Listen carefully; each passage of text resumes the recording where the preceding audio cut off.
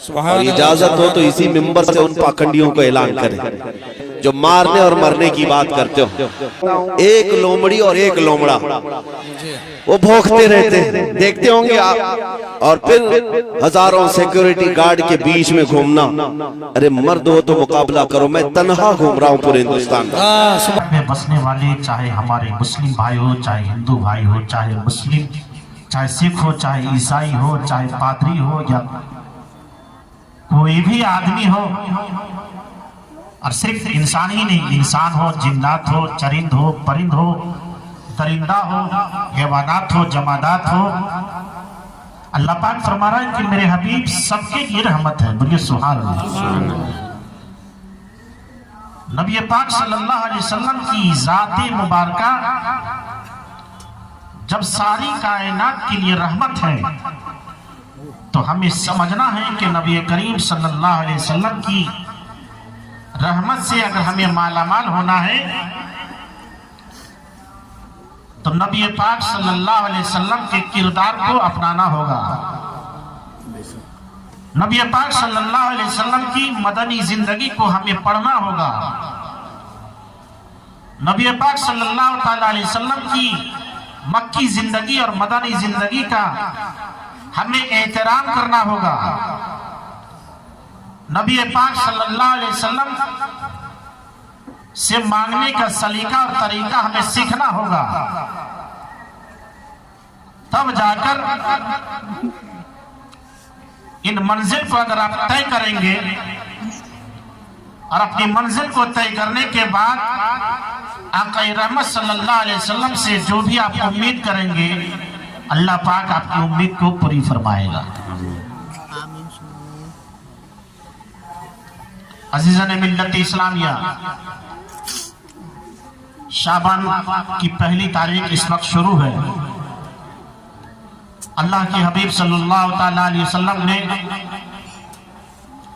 اس ماہ شعبان المعظم کے بارے میں فرمایا الشعبان و شہری و رمضان و شہر اللہ. حضور نے فرمایا کہ شعبان یہ میرا مہینہ ہے اور رمضان یہ اللہ کا مہینہ ہے، جبکہ محرم کا مہینہ بھی اللہ کا ہی ہے، سفر بھی خدا کا ہی ہے، ربیع الاول بھی خدا کا ہی ہے. جتنے بھی اسلامی مہینے ہیں سب تو خدا کے ہی ہیں، لیکن پیارے آقا صلی اللہ علیہ وسلم فرما رہے ہیں کہ شعبان یہ میرا مہینہ ہے اور رمضان یہ اللہ کا مہینہ ہے. مطلب سمجھ میں نہیں آتا دیوانوں، مطلب اس کا یہ ہے کہ جب شعبان کا مہینہ شروع ہوتا تو اللہ کے حبیب صلی اللہ علیہ وسلم اس قدر عبادت الہی میں مصروف ہو جاتے، اس قدر اللہ کی عبادت اور ریاضت میں لگ جاتے کہ باقی اور دوسرے مہینے میں اس قدر عبادت الہی میں مصروف نہیں رہتے جس قدر آپ ماہ شعبان میں رہتے تھے. بولیے سبحان اللہ. اس لیے کہ اللہ نے اس ماہ مبارک میں برکت رکھی ہے، رحمت رکھی ہے، اور بندے کے نامہ اعمال کو اسی مہینے میں رب کی بارگاہ میں پیش کیا جاتا ہے، جس کو ہم اور آپ ماہ شعبان کی 15ویں تاریخ شب برات کہتے ہیں. یعنی شب برات کو خدا تعالیٰ کی بارگاہ میں ہم اور آپ جو بھی آپ اعمال کرتے ہیں، اچھا کیے برا کیے، یہ تمام اعمال جو ہے رب کی بارگاہ میں پیش کیا جاتا ہے. تو اللہ کے حبیب صلی اللہ علیہ وسلم اس ماہ مبارک میں عبادت الہی میں بالکل مصروف رہتے، روزہ رکھتے تھے، پورا مہینہ بھر روزہ رکھتے. صحابہ اکرام عرض کیا کرتے تھے یا رسول اللہ صلی اللہ علیہ وسلم معاملہ کیا ہے کہ جب ماہ شعبان شروع ہوتا ہے تو آپ روزہ رکھنا شروع کر دیتے ہیں اور پورا شعبان کا مہینے میں آپ روزہ رکھتے ہیں. تو اللہ کے حبیب نے صحابہ اکرام سے فرمایا اے میرے صحابہ سنو، یہ شعبان کے مہینے میں اللہ پاک نے بندہ مومن کے عمل کو اپنی بارگاہ میں فرشتوں کے ذریعے لاتا ہے اور بندہ مومن کے عمل کو دیکھتا ہے کہ میرے بندے نے سال بھر کیا کیا، رب تبارک و تعالیٰ دیکھتا ہے۔ اس لیے اے میرے صحابہ، میں اس ماہ شعبان میں کثرت کے ساتھ روزہ رکھتا ہوں، کثرت کے ساتھ قرآن کی تلاوت کرتا ہوں، کثرت کے ساتھ اللہ کی عبادت کرتا ہوں اور روزہ بھی رکھتا ہوں، تاکہ جب میرے نامہ اعمال رب کی بارگاہ میں پیش ہو جائے تو ساتھ میں روزہ بھی ساتھ ہو جائے، روزہ بھی ساتھ ہو۔ یہ کردار نبی کریم صلی اللہ علیہ وسلم کا ہے۔ دوستوں، اس لیے حضور نے فرمایا کہ شعبان یہ میرا مہینہ ہے، یعنی یہ توبہ استغفار کرنے کا مہینہ ہے۔ اس مہینے میں بندہ مومن کو چاہیے اور آپ کو بھی چاہیے کہ آپ اپنے گھر میں جو آپ کی بچیاں ہیں آپ ان کو قرآن کی تلاوت میں مصروف کر دیجیے۔ جو آپ کے بیٹے ہیں جو قرآن پڑھنا جانتا ہے، گھر کو اپنے دروازے کو پاک صاف کر کے قرآن کی تلاوت میں اس بچے کو مصروف کر دیجیے۔ اس لیے کہ جب حضور پاک صلی اللہ علیہ وسلم جب پردہ فرما گئے تو صحابہ اکرام کا زمانہ تھا، تو جیسے ہی ماہ شعبان شروع ہوتا تو صحابہ اکرام رضوان اللہ تعالی علیہم اجمعین قرآن پاک کی تلاوت میں کثرت کے ساتھ متوجہ ہو جاتے، اور ہر گھر میں ہر دروازے پہ قرآن پاک کی تلاوت ہوتی تھی۔ بولیے سبحان اللہ۔ اس لیے ہمیں اور آپ کو بھی چاہیے کہ آپ اپنی بیٹیوں کو، آپ اپنے بیٹوں کو اس ماہ مبارک میں کثرت کے ساتھ اس کو قرآن کی تلاوت کرنے کی تلقین کیجیے۔ جس چیز کو صحابہ اکرام نے اپنایا انہی چیزوں کو تو سنی اپنایا کرتے ہیں۔ بولیے سبحان اللہ۔ جس چیز کو تابعین نے اپنایا اسی چیز کو تو سنی اپناتے ہیں، بھلے غیر مقلد کیا سمجھتے ہیں۔ تو میرے دوستوں، شعبان کا مہینہ بہت ہی مبارک مہینہ ہے، اور جو بھی آپ اس ماہ مبارک میں اعمال کریں، قرآن پاک کی تلاوت ہو یا وظیفہ ہو یا پاک صاف رہ کے اگر کم سے کم یا اللہ یا رحمان یا رحیم کا وظیفہ اگر اتنا ہی آپ پڑھتے ہیں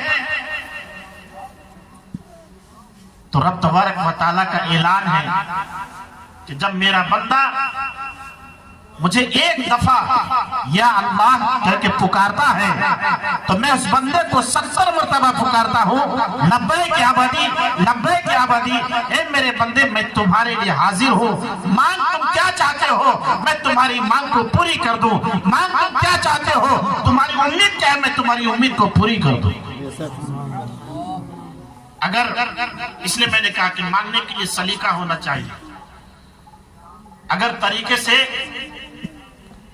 آدمی اپنی جیب خاص سے اگر کسی انسان کو اگر قرض دیا تو سامنے جو قرض لینے والا آدمی ہے اگر دن تاریخ مقرر کر دی کہ 1 مہینے کے لیے آپ ہم کو قرض دیجیے، 1 مہینہ بیت گیا، اگر نہیں ملا تو قرض دینے والا وہ کہتے کہ جو ہم نے اپنی جیب خاص سے پیسہ دیا وہ پیسے کو لوٹائیے۔ اگر طریقے سے وہ مانگ رہے ہیں تو وہ قرض لینے والا کہتا ہے کہ ایسی بات ہے، کچھ پریشانی تھی، میں اتنے دنوں کے بعد دے دوں گا۔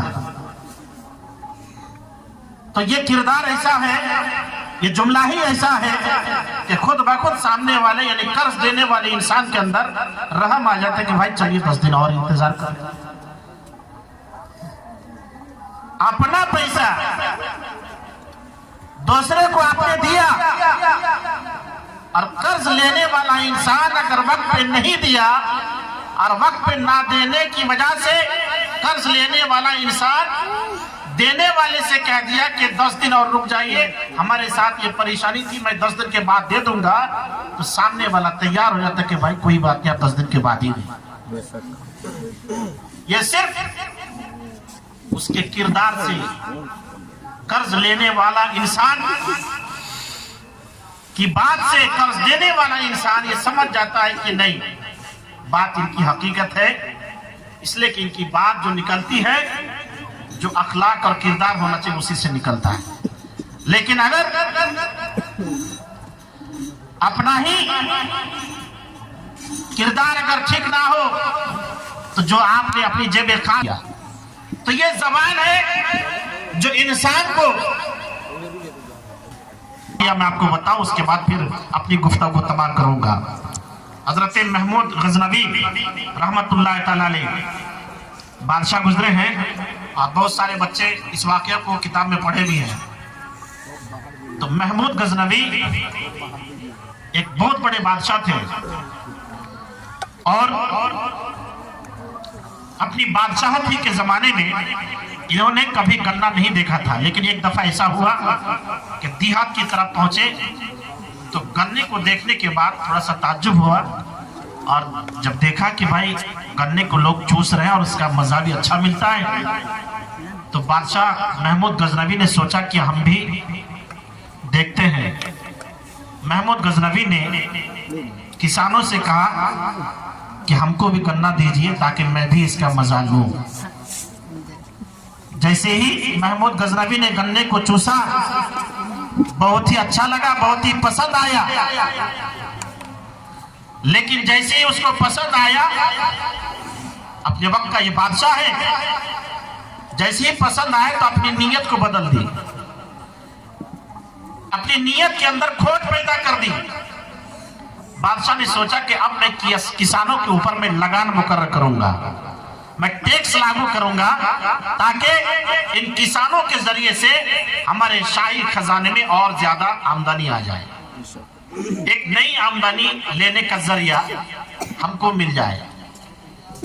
महमूद गजनवी ने जैसे ही अपनी नीयत को बदल दी, अपनी नीयत को खराब नीयत में तब्दील कर दी, तो अब वही महमूद गजनवी अच्छा गन्ना को ले रहा है, लेकिन जो गन्ना रस से भरा हुआ है, लेकिन जब वो रस को, जब उस गन्ने को चूस कर मजा लेने की कोशिश करता है, खाने की कोशिश करता है, तो अब वो रस से भरा हुआ गन्ना, उसमें रस ही नहीं है, बिल्कुल खुश्क हो चुका है, सूख जाता है। सामने बहुत सारे किसान लोग वहां पे खड़े रहते हैं।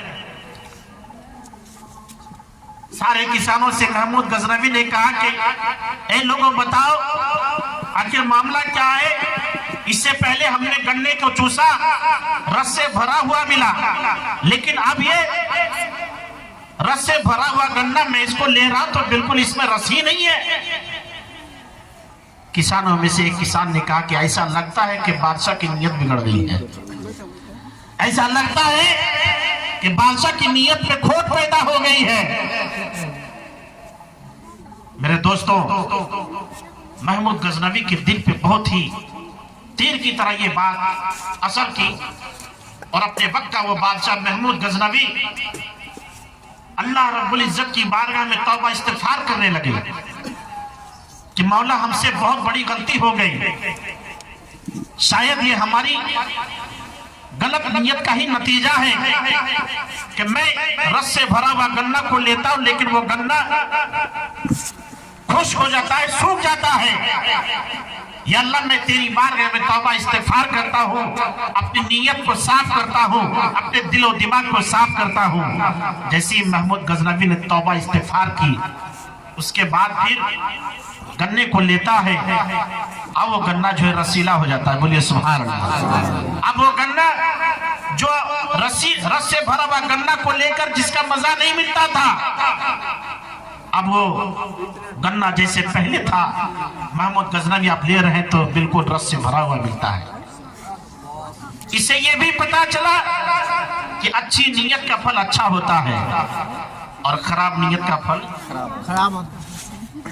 तो मेरे दोस्तों, वही महमूद गजनवी के बारे में मैं आपको बताना चाहता हूं कि अपने वक्त का बादशाह होने के बावजूद भी इन्होंने लोगों को परेशान करने के लिए एक अंधा कानून, एक नया कानून लागू किया और लोगों के ऊपर, किसानों के ऊपर एक टैक्स लागू किया और उसने सोचा कि हमसे इनके जरिए एक नई आमदनी हासिल हो जाए। जैसे ही उसने अपनी नीयत को खराब कर ली तो रब तबारक व तआला ने अपनी कुदरत को जाहिर कर दिया। रब तबारक व तआला की कुदरत को देखने के बाद महमूद गजनवी को दिमाग आया, वहां पर उसकी अकल खुली कि हमसे बहुत बड़ी गलती हो गई। फिर रब्बे जुल जलाल की बारगाह में उसने झुका, झुकने के बाद तौबा इस्तिगफार की, तब वो जो है इंसान बहुत ही नेक इंसान बना। और फिर जैसे वो गन्ना, जैसे उसकी जो चाहत थी, अपनी चाहत के मुताबिक उसको मिलने लगा। मेरे दोस्तों, वही महमूद गजनवी तौबा इस्तिगफार करने के बाद एक नेक सालेह इंसान, अखलाक व किरदार के मालिक होकर वो इंसान बने। और वो महमूद गजनवी हज करने के लिए मक्का शरीफ और मदीना शरीफ पहुंचे। बोलिए सुभान अल्लाह। महमूद गजनवी अलैहि रहमत रिजवान जब हज करने के लिए मक्का शरीफ पहुंचे तो मक्का शरीफ में जितने भी हज के अरकान हैं, तमाम अरकान को अदा करने के बाद महमूद गजनवी मदीना मुनव्वरा की तरफ रुख किए। बोलिए सुभान अल्लाह। मदीना शरीफ की जानिब गए। महमूद गजनवी जैसे ही शहर मदीना के करीब आए, अपना शाही जो लिबास था, अपना शाही लिबास को उतार दिए और जो फकीराना लिबास है उस लिबास को इख्तियार कर लिए। बोलिए सुभान अल्लाह। बादशाह का एक शाही लिबास स्पेशली होता था। महमूद गजनवी ने अपना शाही लिबास को अपने जिस्म से उतारने के बाद, जिस लिबास को दरवेश पहनते, फकीर पहनते, फकीराना लिबास में मलबूस होकर बादशाह महमूद गजनवी मदीना मुनव्वरा पहुंचे। और मदीना शरीफ में वो तो ऐसा ही रोजा है, वैसी बस्ती है जहाँ पे हमेशा खुदा की रहमत बरसती है। और उस शहर मदीना में पूरी दुनिया के सुन्नी मुसलमान, पूरी दुनिया के मुसलमान वहाँ पे पहुँचते हैं और सरकार दो जहां सल्लल्लाहु अलैहि वसल्लम की रहमत से फैज़याब होते हैं। महमूद गजनवी रहमत से फैज़याब होने के लिए उन्होंने क्या किया जानते हैं? वही महमूद गजनवी मदीना शरीफ में जितने भी ज़ाहिरीन आते थे, जितने भी लोग आते थे, महमूद गजनवी ने एक मशकीज़ा लिया और मशकीज़ा में पानी भरते थे और मदीना शरीफ के ज़ाहिरीन को पानी पिलाया करते थे। बोलिए सुभान अल्लाह। अपने वक्त का बादशाह होने के बावजूद महमूद गजनवी मदीना मुनव्वरा में फकीराना लिबास पहनकर मदीना शरीफ के ज़ाहिरीन को पानी पिला रहे हैं। लोग लाइन बाय लाइन आते जा रहे हैं, पानी पी रहे हैं। उन्हीं लोगों में से एक शख्स ने पहचान लिया कि ये तो महमूद गजनवी है जो अपने वक्त का बहुत बड़ा बादशाह है। जैसे उसका नंबर आया पानी लेने का, उस इंसान ने टोका कि आप तो महमूद गजनवी मालूम हो रहे हैं। तो फौरन जो है बादशाह महमूद गजनवी कहते हैं कि बिल्कुल आपने सच कहा, मैं वही महमूद गजनवी हूँ। फिर उस इंसान ने कहा कि आपका शाही लिबास कहाँ है? आप तो अपने वक्त का बादशाह हैं, हम फकीराना लिबास पहने हुए हैं। महमूद गजनवी कहने लगे, ए बंदा ए मोमिन सुनो, ए रसूलुल्लाह सल्लल्लाहु अलैहि वसल्लम की बारगाह में हाजिरी देने वाले सुनो, मैं तो बादशाह हूँ लेकिन अपने यहाँ के लिए बादशाह हूँ। ये दरबार, जिस दरबार में हम आए हैं, इस दरबार में तो मंगतों की झोली भरती है। हमें जो बादशाह का तख्तो ताज मिला है रसूलुल्लाह सल्लल्लाहु अलैहि वसल्लम के दरबार से मिला है। यहाँ तो लोग मांगने के लिए आते हैं और जो मांगने के लिए आते हैं वो अपना शाहियाना अंदाज नहीं पे आते हैं, वो फकीराना अंदाज पे आते हैं। तो मांगने का सलीका होना चाहिए। रब्बे जुल जलाल की बारगाह में मांगने वाला इंसान रियाकारी नहीं करता, कोई काम दिखाने के लिए नहीं करता। इसलिए हम तमाम लोगों से यही गुजारिश और अपील करते हैं, इस माह शाबान मुअज़्ज़म में चाहे अगर आप बच्चों के जरिए कुरान खानी करा रहे हैं या मिलाद मुस्तफ़ा की शक्ल में प्रोग्राम का इंतजाम करते हैं, तो इसमें किसी किस्म की भी रियाकारी नहीं होनी चाहिए। अल्लाह को खुशू और खुजू पसंद है। आपका अमल अल्लाह पाक देख रहा है, मेरा बंदा मेरी रजा के लिए क्या कर रहा है। तो मेरे दोस्तों, बादशाह महमूद गजनवी बिल्कुल यानी ऐसी शक्ल को इख्तियार किए थे कि लोग उसको पहचान नहीं पा रहे थे, लेकिन दीवानों में से एक दीवाना तो पहचान लिया। लेकिन महमूद गजनवी बोल पड़े कि ये वो जगह है, ये वो मुबारक जगह है जहाँ पे ममतों की झोली भरती है। हम तो यहाँ मांगने के लिए आए, हम यहाँ लेने के लिए आए हैं। तो मेरे दोस्तों पता चला कि अगर इस वाक़ये से दो बात मालूम हो गई कि पहली बात तो ये कि अगर हाकिम अगर अपने वक्त अगर हाकिम ठीक हो, अपने वक्त का बादशाह गवर्नमेंट अगर ठीक हो तो देश की हालत भी बहुत ही सही रहती है। लेकिन अगर अपने वक्त का अगर हाकिम अगर जाबिर हो, जालिम हो, तो फिर उस देश में हालात दिन ब दिन खराब होती जाएगी और बेरोजगारी भी बढ़ेगी, तजाद व फसाद होगा, लड़ाई होगी। आप हर चीज से आप वाकिफ हैं। मैं ज्यादा इस बात पर इस मौजू पे मैं गुफ्तगू ना करके मैं आप तमाम हज़रात को मैं यही बताना चाहता हूँ कि इस वक्त आप अपने आप को बचाने की कोशिश कीजिए, आप अपनी औलादों को बचाइए, आप अपनी बेटियों की इज्जत व आबरू की हिफाजत कीजिए, आप अपने बच्चों को तलकीन कीजिए और खास तौर पर इस माह मुबारक में कि बेटा इधर उधर मत भटको, अपनी जिंदगी को बर्बाद मत करो। अगर तुम्हें कुरान पढ़ना आता है जाओ अपने घर के किसी कोने पे जाके बैठ जाओ, मुसल्ला बिछा लो और रब तबारक व तआला की मुकद्दस किताब कुरान पाक की तिलावत करो और उसमें जाकर तिलावत करने के बाद रब्बे जुल जलाल की बारगाह में हाथ उठाकर दुआ करो, मौला हमारे देश में बेचैनी है, मौला हमारे मुल्क में हमारी हालत ठीक नहीं है, ए रब्बे जुल जलाल हमारी परेशानी को दूर फरमा, हमारे यहाँ जो परेशान हाल है, जो बीमार हाल है, उन बीमारों को शिफा अता फरमा। अगर बंदा मोमिन ऐसा किरदार लेके अपना घर के किसी कोने पे तन्हाई को इख्तियार करके रब्बे जुल जलाल की मुकद्दस किताब कुरान पाक की तिलावत करेगा, रब्बे जुल जलाल की बारगाह में तौबा इस्तिगफार करेगा, रब तबारक व तआला देख रहा है बंदा मोमिन मेरे मुकद्दस किताब की तिलावत कर रहा है। ये बंदा मोमिन ये पहले कैसा था लेकिन आज ये मेरी बारगाह में झुक चुका है, मैं इस बंदे की सारी खताओं को माफ कर दूंगा। बोलिए अगर हम ऐसा किरदार को अगर बनाएंगे तो मेरे दोस्त वाकई जो बात दिल से निकलती है वो बात जो पूरी हुआ करती है। तो मेरे दोस्तों माह शाबान मुअज़्ज़म यकीनन बहुत ही अजमत वाला बरकत वाला महीना है और इस माह मुबारक में कोई कसरत के साथ कुरान पाक की आप तिलावत करें और जिनको कुरान पाक पढ़ना नहीं आता है तो वो वजीफा दुरूद शरीफ जो आप मिलाद शरीफ में पढ़ते हैं आप अपने घर पे भी पढ़ें। सोने से पहले या अल्लाह या रहमान या रहीम ये सब पढ़ते पढ़ते सो जाए।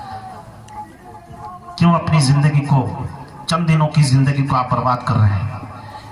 इस वक्त जरूरत है अपने आप को बचाने की, अपना ईमान को बचा लीजिए। यही समझिए इस दौर में बहुत बड़ा अच्छा काम है।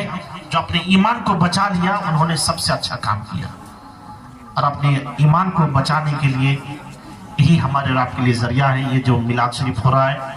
तो मैंने आपको पहले ही बताया कि हालात ऐसी हैं कि लोगों को बताने के लिए भी ये गमज़दा दिल जो है ज़हन मुंतशिर होता है कि लोगों को क्या बताया जाए।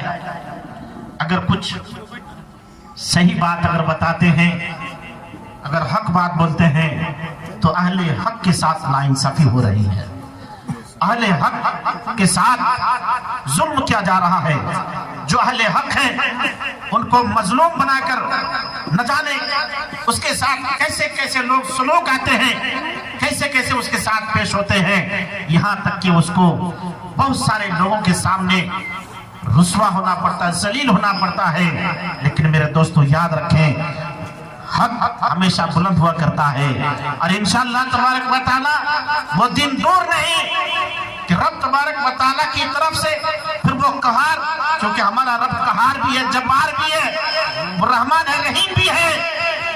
जब दुनिया गुनाह से भर चुकी, जब गुनाहगार कदम कदम पे गुनाह करने लगे, इस वक्त मैं आपको बताऊं कि इस वक्त जो है गुनाह से पाप से दुनिया बिल्कुल भर चुकी है। اسی لیے ہم جو ناکامی جو اختیار کیے ہوئے ہیں یہ کہیں نہ کہیں ہماری اور آپ کی ہی کمی ہے۔ میرے دوستو اس رب کی بارگاہ میں سربا سجود ہو جائیے، اس کی رضا پہ آ جائیے۔ بندہ اپنے کام کے لیے دنیاوی مفاد کے لیے سوچتا ہے کہ میری مرضی کے مطابق ہمارا کام ہونا چاہیے، لیکن بندہ یہ سوچ لو کہ ہم اللہ کی مرضی کے مطابق کام کریں گے۔ جب بندہ اللہ کی مرضی کے مطابق ہر ایک کام کو کرے گا تو اللہ تبارک و تعالیٰ کی رحمت اتر پڑے گی۔ ہمارے ہاں جو پریشان حال ہے ان کی پریشانی دور ہو جائے گی۔ ہمارے مسلم معاشرے کے اندر جو بڑے بڑے عالم دین قید خانے کے اندر موجود ہیں، اللہ تبارک و تعالیٰ اس کو رہائی عطا فرمائے گا۔ آج جو حالات ہیں ان حالات سے آپ واقف ہیں۔ میں اس مسئلے پہ زیادہ گفتگو نہ کر کے میں آپ کو یہی بتاتا ہوں کہ آپ قرآن و سنت پہ عمل کرنے کی کوشش کیجیے۔ اگر آپ مسلمان اگر قرآن اور حدیث پہ عمل کرنا شروع کر دے تو میں سمجھتا ہوں کہ ہمارا کردار، ہمارے اسلام نے جو ہمیں کردار دیا، جو سیرت دی کہ اللہ کے حبیب صلی اللہ علیہ وسلم کی سیرت کو دیکھ کر اور ان کے کردار کو دیکھ کر خود بخود لوگ جھک جایا کرتے تھے، لیکن آج ہم نے اپنی زندگی کو غلط رسم و رواج کے حساب سے اپنی زندگی کو بتا رہے ہیں۔ اس لیے جو ہے آج ہم اور آپ بے چین ہو چکے ہیں، بے قراری ہے۔